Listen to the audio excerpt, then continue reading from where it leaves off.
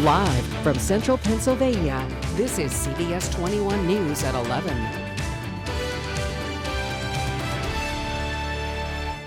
We begin with breaking news in Dauphin County tonight. The brush fire on Second Mountain is burning bright orange once again. This fire started last evening and has been smoldering ever since. Looks like it picked up some steam, though, this evening. Now, this is just one of several reported in our area tonight.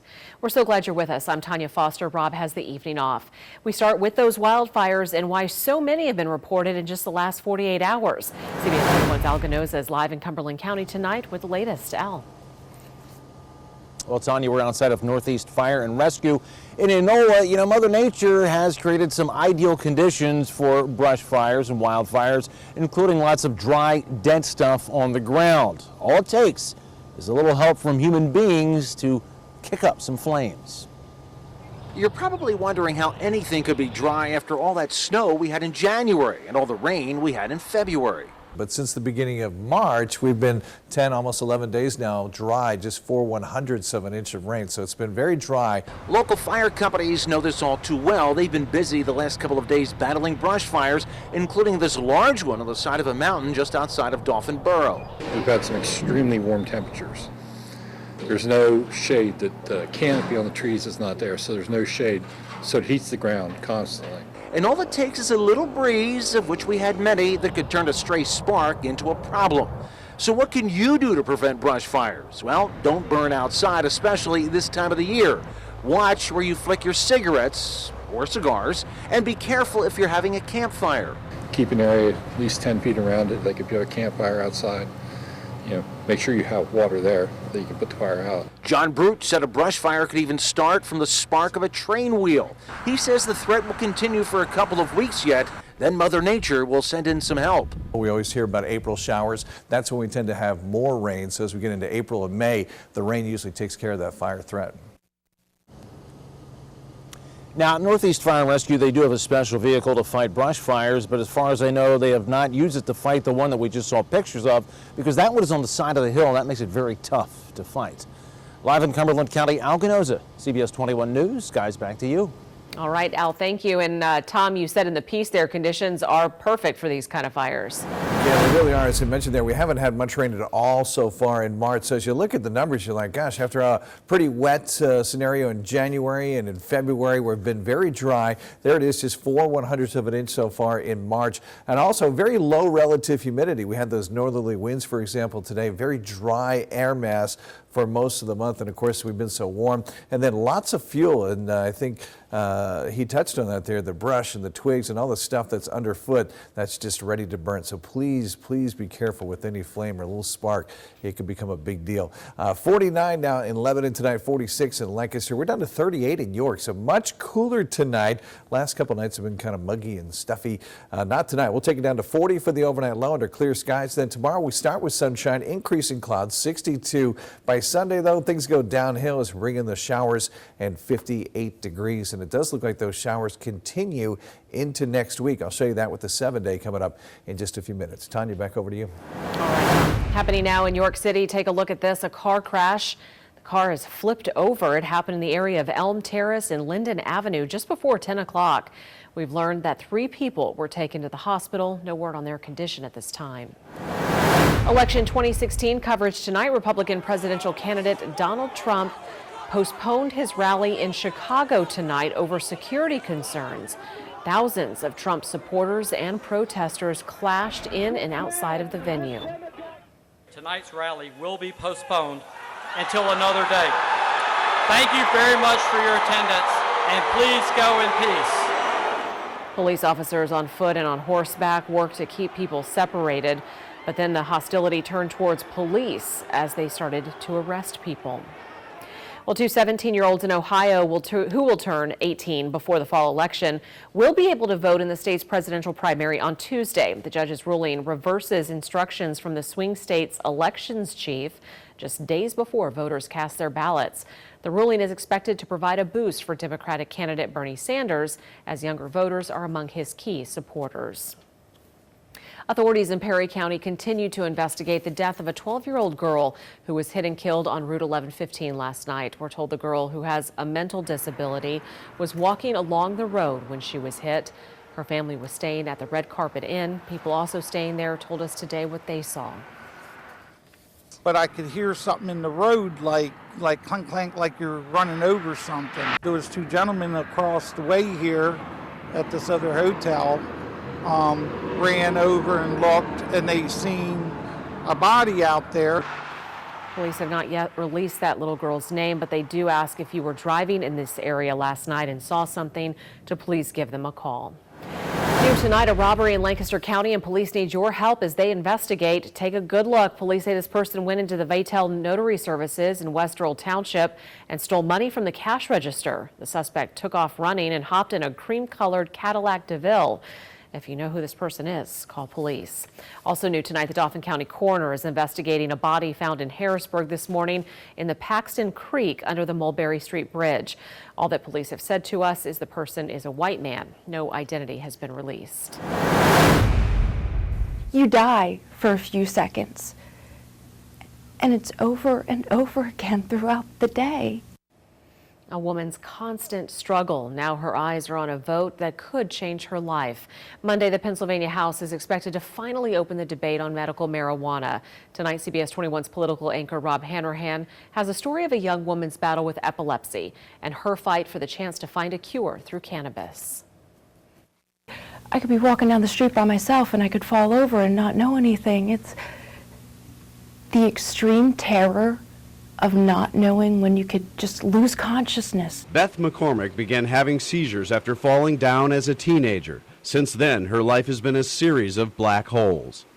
You die for a few seconds, and it's over and over again throughout the day. She's tried many medications, even had part of her brain surgically removed, but still the seizures continue. Beth lives in an assisted living facility, can't hold a job, can't drive a car, can't even go for a walk alone because no matter where she is, there's the chance she could have a seizure. Baths are out of the question because of the chances of drowning, and showers, they can be torture. I can wake up from a seizure in the shower, water pounding me. I have no idea what's going on. I don't know my name. I don't know who I am, where I am, what's going on. I explained that to a neuropsychologist. He said, waterboarding. I looked at him and I was like, what in the world is waterboarding? I've never heard of that before. He said it's actually a torture method that they use. They cover the senses of the prisoner and then they go ahead and splash them with water until they break. So there are so many times in my life where I feel like I'm at my breaking point because I am going through torture. Beth is hoping for one last medication to stop the seizures, cannabis. A lot of attention has been given to medical marijuana to help children cope with seizures, but adults like Beth also think it could be the answer. She's long been a proponent of legalizing it here in Pennsylvania and hopes the state legislature will keep the medical marijuana bill moving. During our first interview, we saw firsthand how her life can be paralyzed at any moment. She had a seizure during our conversation. Yes, I would love to prescribe that to you right now, because we don't want to cut you open again. You've already had your brain, part of your brain removed.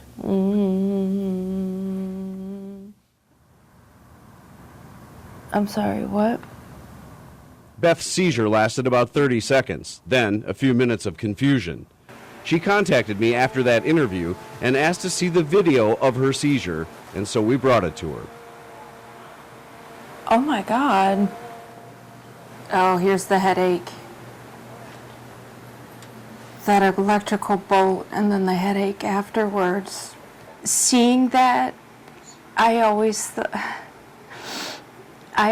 the most expressive thing about me was just my eyes. I always had those were dead eyes. God, that's so scary. Thank you so much for showing this to me. I've never seen this. Some have said, oh, it's not that bad, it's not that bad. But that deadness. I am okay right now until the next See, one. now do you see the change in your eyes? Yes, Yes, now I'm back. I have my brain back. Beth has talked to other adults from other countries who've successfully stopped their seizures with medical marijuana. She's hoping the upcoming House vote will clear another hurdle in a medical battle that, in her words, is slowly eating up her brain. How important is Monday's vote? Oh my goodness, I'm going to be there early and I'm going to talk to whoever I can. Beth is so open about her condition that some have criticized her, saying the seizures in front of TV cameras are put on. So I asked her father about that. My daughter's lived with me her whole life. Before she had the seizures from her epilepsy, I know what my little girl was like. And now I know what my little girl's life is today. She can't fake this. Beth will be closely following the Pennsylvania House's next move on medical marijuana, and so will we.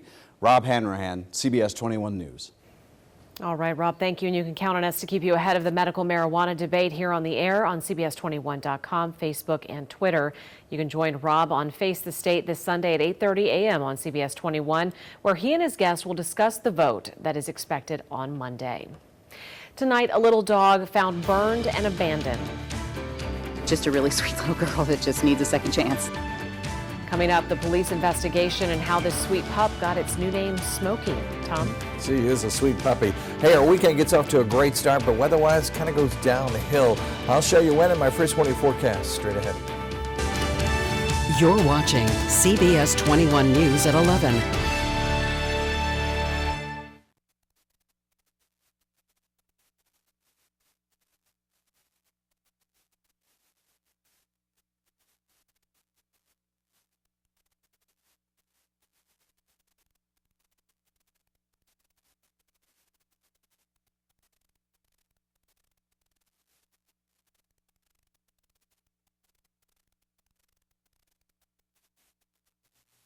You're watching CBS 21 News at 11 with Rob Hanrahan, Tanya Foster, Chief Meteorologist Tom Russell, and Jason Bristol with sports. This is CBS 21 News at 11.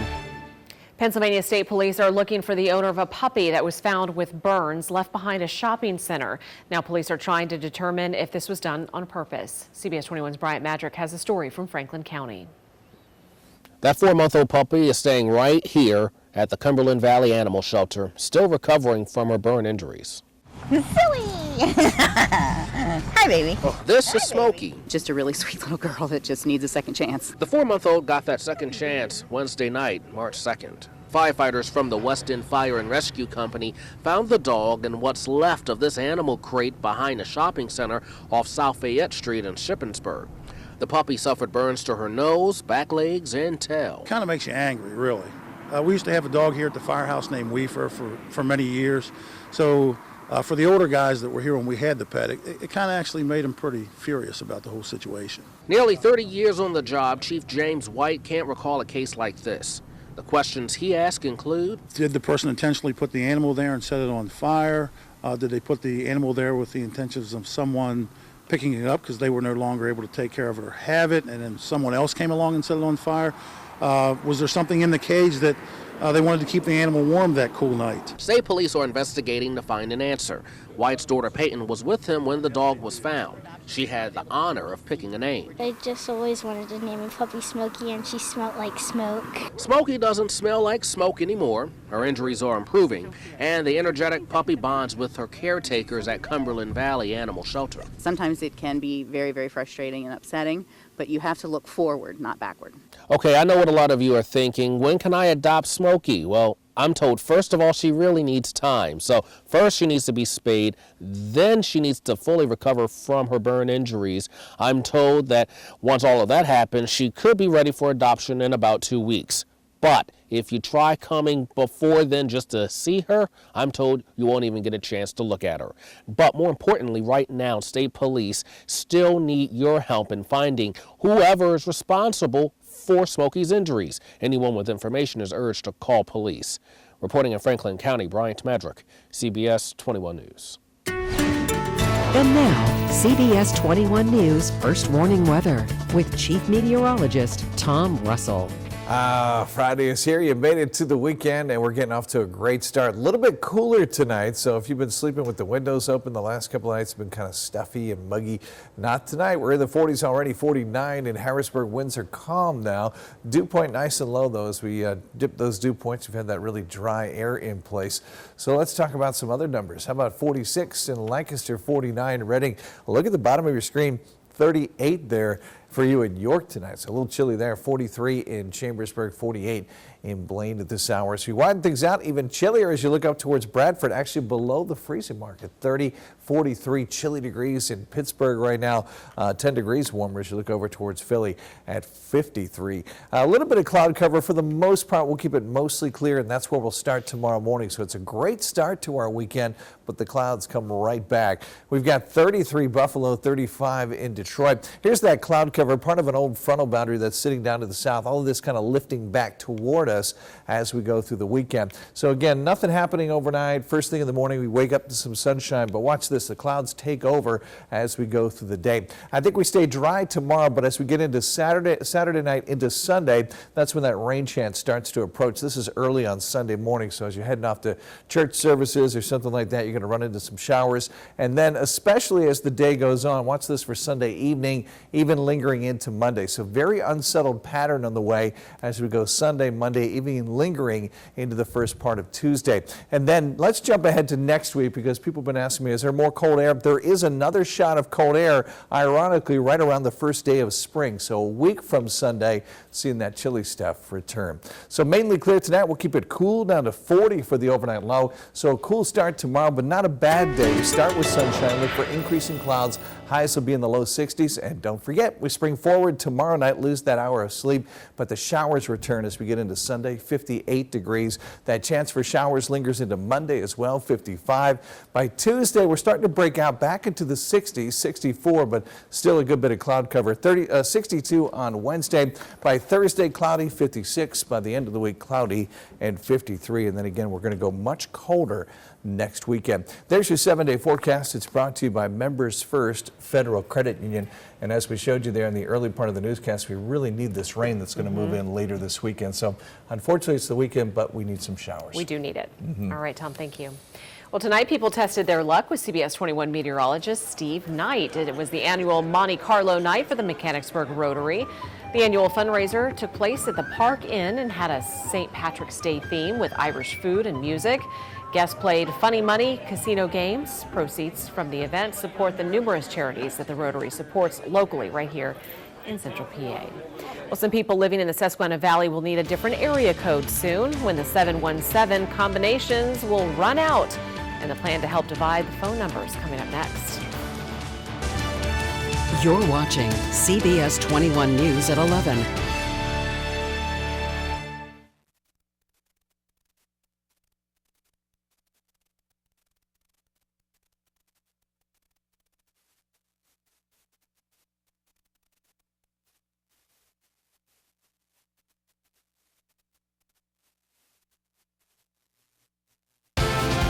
And now, CBS 21 Sports with Jason Bristol. The place to be tonight in girls hoops, Milton Hershey for Central Dauphin in Cumberland Valley. As it turns out, though, this game was actually played on the corner of Too Much Talent and Revenge Boulevards. Cumberland Valley, the two-time state champs, but they've lost 2 of 3 this season to CD. Early on, it's Katie Jaycott taking over, scoring 7 of CV's first 9 points. Eagles up 22-11 at the break. Third quarter, Cumberland Valley blows it open. Kelly Jaycott, part of a 19-5 run. And then Kelly with 22 points. This one banks in, 44-18. And whoa, I think that ref was okay. Cumberland Valley, no issues tonight, winning 51-24 in the quarterfinals. So how's it feel winning the most important game of this series? With the Jaycotts, it's CBS 21's Chanel Douglas. Kelly, big performance tonight. The fact that you guys were able to come here and beat Central Dauphin, a big rival of yours, with a huge advantage. How does this one feel? It feels great. Like you said, we're rivals. We started off really hot in the first quarter. Kate had like 7 or 9 points, and that's what carried us overall. They beat us twice in the Mid-Penn Conference, and then we beat them the last time in districts, but we just started off great. My teammates got me the ball, I got them the ball, and we all just played a great game together. They did. Cumberland Valley will play North Allegheny in the state semifinals. Also a nice moment tonight for CD's Tori Lesko, scoring her 1,000th career point. Also new tonight in Altoona, Bishop McDevitt is a winner thanks to 35 and 24 from James Williams. Crusaders now one victory away from Hershey. Best season in school history. Our high school scoreboard is powered by ScoreStream. And speaking of Hershey, right now we are taking a walk at Giant Center, home of the state wrestling championships. The kids, the coaches, their families, here from all over the state. And in AA, it's go time for the state semifinals. We start with Colin Myers in black, the freshman from Boiling Springs, winning 11-4. His final opponent at 113 will be Gavin Teasdale, who has never lost. At 120, Jalen Hankerson, also from Boiling Springs, allowing 2 points there. He loses 3-2. Semifinal at 132, John Pippa, Bishop McDevitt. He will win and wrestle for a state title. He takes this match 5-1. Possibly the most exciting match of the day, though, it's this one from AAA. Bailey Shutt, Lower Dauphin in blue. Bailey, all tied at 1 with 10 seconds remaining. A takedown with 4 ticks left. He beats Dan Iredale of Conestoga 3-1, making the semifinals at 160. And here is more AAA action from Giant Center. All the stuff from the quarterfinals at 113. Warwick's Devin Schnupp escaping for the win. He advances 2-1 at 126. In black, undefeated Tyshawn White from Central Dauphin, flipping his guy. Tyshawn wins 5-3. Bump up to 145. Edmund Ruth, Susquehanna Township in red. Ed Ruth's brother, having a tough time with Cameron Coy, the former state champ from Penn Trafford. Edmund Ruth falling 6-2. 152 in purple. Hayden Hidley, Mifflin County, a third period pin puts him in tomorrow's Final Four. And it doesn't seem possible, but it happened. This guy right here from 70 feet away, hitting this huge shot. And listen, that basket, a buzzer beater, it's only part of the story. First, UConn giving up this 3 to Cincinnati, and then the Huskies have only 0.8 of a second left. 0.8 of a second? And while the Bearcats are celebrating, Jalen Adams will convert. And yes, maybe the clock didn't start on time, but it was still good. Beat the horn. UConn then wins in a 4th overtime, moving to the conference semifinals. And Malia Tate DeFreitas from Steel High has Hampton in her conference semifinals. She's facing North Carolina A&T 4th quarter. Malia is in that circle, calling for it. That's what a player of the year does. Malia with 27, half her team's total, but North Carolina A&T, huge 4th quarter, beats Hampton. Malia's season is over. Malia finishing with 27. 8 of 31 from the floor. She attempted 31 shots. The NCAA record, by the way, for women is 47. Wow. And we have much more basketball and wrestling tomorrow. All right, Jason, thank you. We'll be right back. You're watching CBS 21 News at 11.